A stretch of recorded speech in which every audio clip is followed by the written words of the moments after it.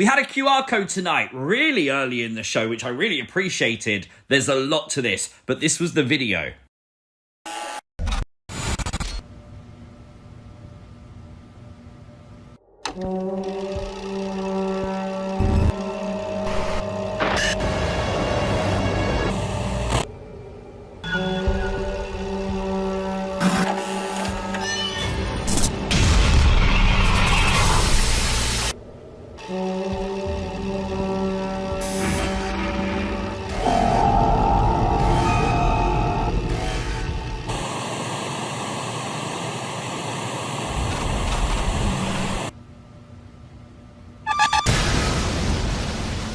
Does anyone know where this is? It kind of looks like some kind of old abandoned library or some kind of thing like that. But is this Uncle Howdy? It has to be, doesn't it? Is this the first proper view of Uncle Howdy in these QR code teases?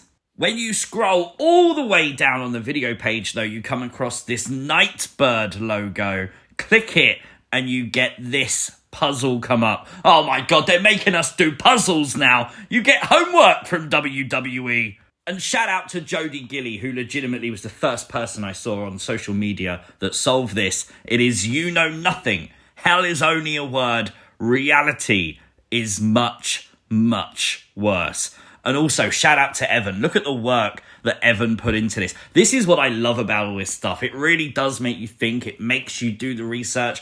Everyone's working to find out all the clues. It's brilliant. But we also got this. A person is stood there, and I didn't know if it was a person, but this is clearly a hand, so yes it is. Look at the way they're holding their head. This is very interesting. Again, no clue who this could be. Though we did a video yesterday, obviously looking at the leak of the faction members, it doesn't mean that we know who that person is. They don't show the face or anything. But I do think with the addition of 6 birds being shown in that video, we can sort of dispel those rumours that Alexa won't be in the group. I think she will be eventually. Hidden under the video was the words years in Metonic cycle. Now the answer to that is 19. There are 19 years in a Metonic cycle. 19 days from today is King and Queen of the Ring, which, by the way, the logo for is a giant circle. Shout out to Dawson, though, who came up with this theory. 19 years ago, from May 9th's Raw, was in the same location where SmackDown will be this Friday night.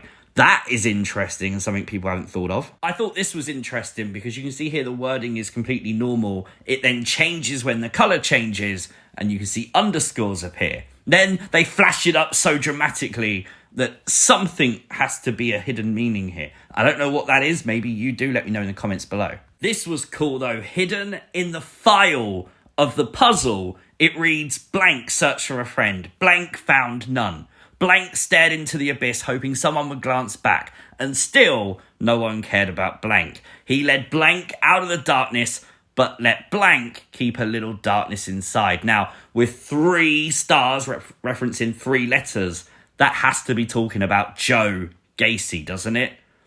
Wow. Honestly, man, you can really start to piece all this together. It's incredible. Now, I wanted to mention this because a lot of people spoke about this. A lot of people made videos on this, and especially around the autograph Dexter Lumis posted on this new picture, saying it could be a 5, the dot at the end of the L. It's definitely a Wyatt 6 reference, except it's not. Although it can be adapted to be, this is just how Dexter Lumis has signed his autographs for years, this card being from 2020. The part I do find interesting is Dexter changed his location to a question mark on X, the same sort of thing Joe Gacy's been saying with, where am I? Shout out to Crimson as well. Crimson finding a link in the source code tonight, which takes you to an Inside the Ropes article, which references a Dave Meltzer article saying about Bo Dallas is not expected to be back on WWE TV.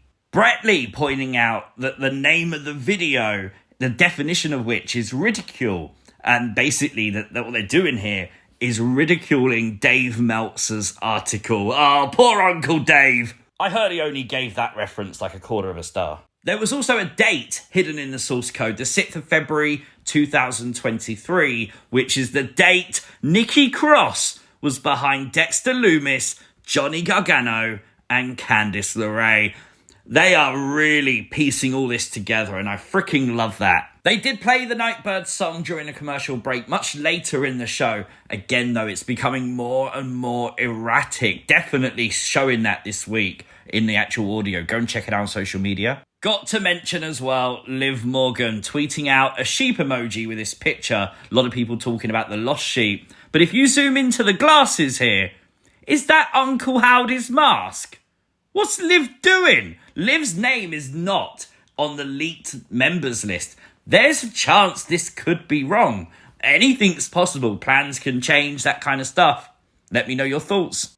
This is things you might have missed from WWE RAW. Make sure you hit the like button. And if you are new to the channel, hit the subscribe button too. Queen and King of the Ring kicked off tonight on Raw. Drew McIntyre's match was changed. He's out injured, replaced by Jey Uso, which makes a lot of sense. Obviously, Jey just faced Damian Priest at Backlash, screwed out of the match by Finn Balor and JD McDonough. Well, he faced Finn Balor tonight in the first match of Raw, and it was during this match the injured Drew McIntyre would come out, and you could see the frustration on his face as he saw Jey Uso take his spot in the men's King of the Ring tournament. Very cool to play off of the feud that they've had in the past and obviously continuing it, and now we can set up another match potentially in the future because of what happened tonight. Io Sky would defeat Natalya in the first round of the Queen of the Ring tournament. We'd then see Ilya Dragunov defeat Ricochet in their first round match. No, they've totally not toned down Ilya Dragunov at all, which is exactly what we wanted to see, right? Zoe Stark would defeat Ivy Nile tonight. Now, Ivy Nile, I've got to be honest, I'm a huge fan of her. I thought this was her best match on the main roster yet. She looked really good tonight. Lyra Valkyria would advance, of course, defeating Dakota Kai. Great match. First match on Raw officially for Lyra tonight. Great showcase for her. Obviously, that rounds out the Queen of the Ring tournament. Obviously, the match between Shayna and Zelina will take place at a live event this weekend. Gunther versus Sheamus would be the main event tonight. And what a hard-hitting main event it was. I think everyone was looking forward to this match. Sheamus probably regrets it a bit. Look at the handprint on his back. That's insane. Sheamus would literally go through hell tonight, but so would Gunther, to be fair. And Sheamus would lose via submission. Look at this, though. Gunther bleeding from the mouth. Super hard-hitting fight in the end. But Gunther qualifies for the next round of the King of the Ring tournament. CM Punk would arrive at Raw and hijack the show tonight, kind of wanting Drew McIntyre to come out. Now, CM Punk would make reference to AEW, as he'd say that Drew McIntyre is a choke artist, not like he is a choke artist. I love how he referenced being locked in WWE HQ. Some of the videos he posted to his Instagram was hilarious. If you haven't seen them, check them out. I'm sure they're all over social media. Punk, at the end of the promo, would reference going to Glasgow, Scotland, obviously the home of Clash at the Castle. Are they going to do Punk versus Drew in Glasgow? That would be pretty cool. Becky Lynch would reveal that she got her famous hat from Etsy. Okay, obviously Liv Morgan would come out and confront Becky Lynch. Great promo from Liv tonight, where she would say that she wants to take everything away from Rhea Ripley. Well, the two were forced to work together until Liv had a very high IQ moment and just ducked out of the ring to leave Becky being beaten up by Damage CTRL until the save was made by Lyra Valkyria. I like this because there's a history between Lyra and Becky from NXT, and I love that they're playing on that. Hopefully that develops more, and putting Lyra in the same ring as Becky Lynch on her first official night on Raw, that's cool. We had a tag team reunion of Ricochet and Braun Strowman. I really like these two together. I know there's a lot of people wanting to see Braun with Uncle Howdy. It doesn't look like that's the direction they're going, and if they're not, let's put Braun and Ricochet back together. Sami Zayn would interfere in a match between Chad Gable and Bronson Reed tonight. And this week it would be Bronson Reed standing tall among the three. Definitely got to be doing a triple threat at King and Queen of the Ring, haven't we? For the Intercontinental title. Just makes a lot of sense the way this story's been developing. Really solid show. Everything meant something. Massive QR code for me. 9 out of 10 is very fair. Let me know your thoughts in the comments down below. If you are new to the channel, hit the subscribe button, turn on notifications, never miss an upload, like the video, share the video, and I'll catch you as always next time. Peace!